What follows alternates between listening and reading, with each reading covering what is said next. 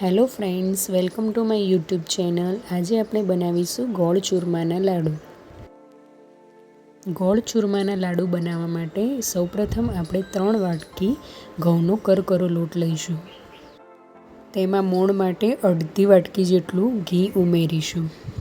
ઘી ઉમેરીને સરસ આખા લોટમાં બધી જ રીતે ફેલાવીને આ રીતે મિક્સ કરવાનું છે.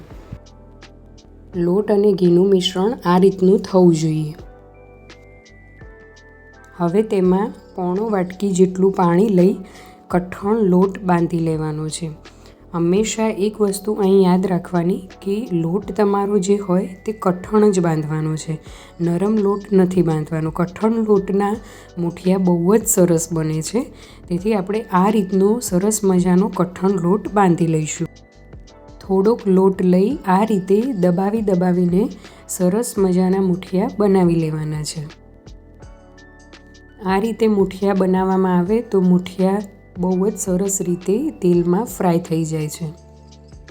કંદોઈ જેવા લાડુ ઘરે બનાવવા માટે અહીં આપણે એક સ્ટેપ ફોલો કરવાનું છે. તેમાં 3 ચમચી જેટલું બેસન અને 2 ચમચી જેટલું ઘી લઈ તેને દાબો દેવાનો છે. દાબો દઈને તેને થોડીક વાર માટે સાઈડમાં મૂકી દઈશું. આ રીતે દાબો દેવાનો છે. હવે એક કઢાઈમાં 1 વાટકી જેટલું ઘી ગરમ કરી ઘી ગરમ થાય ત્યારે મધ્યમ આંચ ઉપર આ રીતે ગોલ્ડન બ્રાઉન કલરના થાય મુઠિયા ત્યાં સુધી તળી લેવાના છે.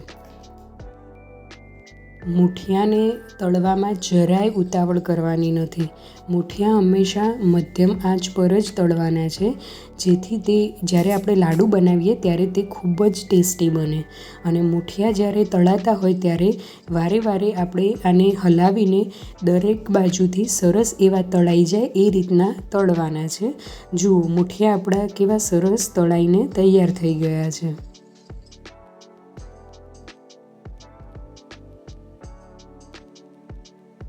હવે કઢાઈમાં 2 ચમચી ઘી નાખી તેમાં બદામને આ રીતે મધ્યમ આંચ પર કે ધીમી આંચ પર આ રીતે 2 મિનિટ માટે થોડીક સાંતળી લઈશું. પછી તેમાં કાજુ ઉમેરી તેને પણ 1 મિનિટ માટે સાંતળી લઈશું અને તેને બહાર કાઢી લઈશું. હવે જે આપણે મુઠિયા બનાવી દીધા છે તે ઠંડા પડી જાય ત્યારે તેમાંથી આ રીતે પહેલાં હાથની વડે અને પછી મિક્સર જારમાં નાખી અને ચૂરમું બનાવી લઈશું. ચૂરમું બનાવતી વખતે એક વસ્તુ ધ્યાન રાખવાની છે કે અહીં આપણે પલ્સ મોડ પર જ ચૂરમુંને ક્રશ કરવાનો છે. હવે એ ચૂરમુંને આ રીતે એક ઘઉંની ચાળણી લઈ તેને ચાળી લઈશું.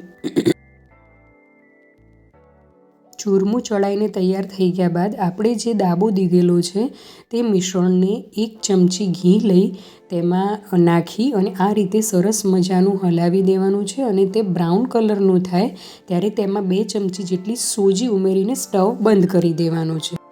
હવે લાડુ વાળવા માટે એક કઢાઈમાં અડધી વાટકી ઘી લઈ તેમાં 1.5 વાટકી જેટલો ગોળ ઉમેરવાનો છે. ત્યારબાદ તેને સરસ મજાનું હલાવીને એક રસ થઈ જાય ત્યાં સુધી મિક્સ કરવાનું છે. અહીં આપણે ગોળને એક રસ થાય ત્યાં સુધી જ મિક્સ કરવાનું છે. તેને બહુ જ શેકાવા દેવાનું નથી. આ રીતનો સરસ એક રસ થઈ ગયો છે તેવો ગોળ અને ઘી તૈયાર થાય ત્યારે એ મિશ્રણને આપણે જે આપણે તૈયાર કર્યું છે ચૂરમું તેમાં નાખી દેવાનું છે.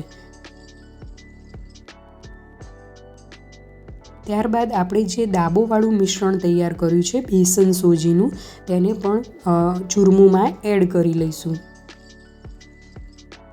ત્યારબાદ આપણે જે કાજુ બદામને રોસ્ટ કરીને તૈયાર કર્યા છે તેને પણ નાખી દઈશું.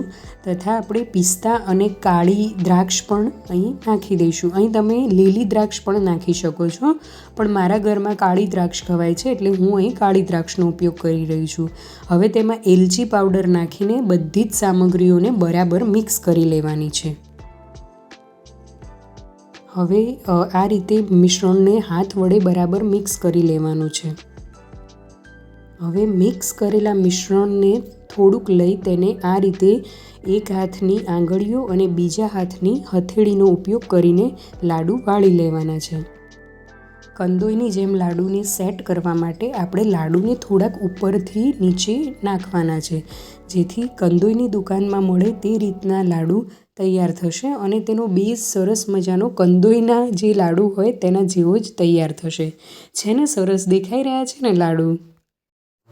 લાડુની આ રેસીપી આપને પસંદ આવી હોય તો મારી ચેનલને લાઈક કરો, શેર કરો, સબસ્ક્રાઈબ કરો અને કમેન્ટ કરો કે આપ આ વિડીયો ક્યાંથી જોઈ રહ્યા છો. Thanks for watching.